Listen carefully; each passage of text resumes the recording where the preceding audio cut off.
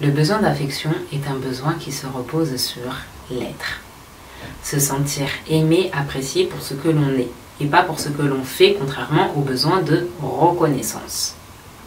L'être, en tant que Français d'origine étrangère, plus précisément ici les afrodescendants, c'est particulier. Parce qu'au final, qui sommes-nous? Étrangers en France, Français au pays. Être apprécié pour ce que l'on est, pour qui nous sommes, pour nos valeurs, pour notre personne, pour notre identité, lorsque nous-mêmes on ne sait pas se situer, on ne sait pas où être. Être apprécié, donc chercher des signes d'affection qui sont différents en France et au pays. Les signes d'affection que l'on aura l'habitude de recevoir en France, même auprès de nos familles, qui sont affectées aussi par la double culture, ne sont pas pareils que les signes d'affection que l'on aura l'habitude de recevoir au pays. Au pays, il y aura souvent ce challenge où on se sentira peut-être différent, où on ne s'en sentira pas apprécié pour qui nous sommes, surtout si nous ne parlons pas la langue. À mon sens, ici, il faut déjà établir une base importante que je ne cesserai de rappeler et que notre valeur ne dépend pas du regard de l'autre. Notre valeur ne dépend pas du regard de l'autre. Il est vrai, en effet, j'en parlais dans le besoin de reconnaissance, que je vous invite à aller voir dans une autre vidéo.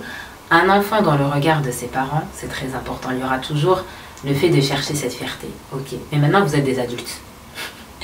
Maintenant vous êtes des adultes. Et il faut savoir que votre valeur ne dépend que de vous et de la façon dont vous estimez, la façon dont vous vous regardez dans un miroir. Ça, c'est déjà très important à prendre en compte. Déjà, ce qu'il faut savoir, c'est que votre identité française ne dépend pas d'une liste de critères. Votre identité française ne dépend pas du fait que vous cochez les cases ABC. De la même que votre identité étrangère ne dépend pas du fait que vous cochez les cases 1, 2, 3. Vous êtes un mélange de tout ça, vous êtes une richesse de tout ça, vous êtes un ensemble de ces deux-là.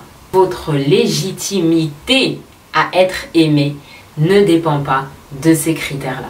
À partir du moment où vous serez convaincu de ça, vous serez convaincant dans cet argument.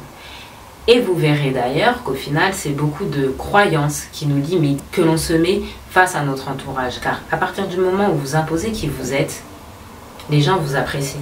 Vous savez, c'est comme dans une famille, on peut remarquer que y a souvent ce frère, cette sœur, ce cousin, cette cousine qui ne marche pas du tout dans les cases, entre guillemets, et pourtant tout le monde l'apprécie. Et je dirais même que lorsqu'il fait quelque chose qui peut être mal interprété ou pas très apprécié en temps général, on dirait « Oh, mais c'est pas grave, c'est lui. Oh, mais c'est pas grave, c'est elle. Oh, on le connaît, on la connaît, on sait comment il est. » Et vous dites « Mais moi, j'aurais osé faire la même chose, mais fin de mois. » Enfin, mon cas aurait été terminé. Pourquoi? Parce que cette personne a imposé son identité. Elle sait que sa valeur ne dépend pas de tel ou tel critère. Et on l'apprécie pour ce qu'elle est. Cette personne ne marche peut-être pas toujours dans les cases, et on peut plus ou moins lui reprocher certaines choses, mais quoi qu'il en soit, on l'accepte pour ce qu'elle est, parce qu'elle impose ce qu'elle est. Mais plus vous laisserez aux gens la capacité de dire qui vous êtes, plus vous leur laisserez cet espace dans votre propre identité, plus vous dépendrez de leur définition, plus vous donnerez légitimité à leur définition, plus ils prendront de la place dans votre espace. Vous avez besoin de parler plus en profondeur de votre problématique, n'hésitez pas à cliquer sur le lien en barre d'informations. Au revoir.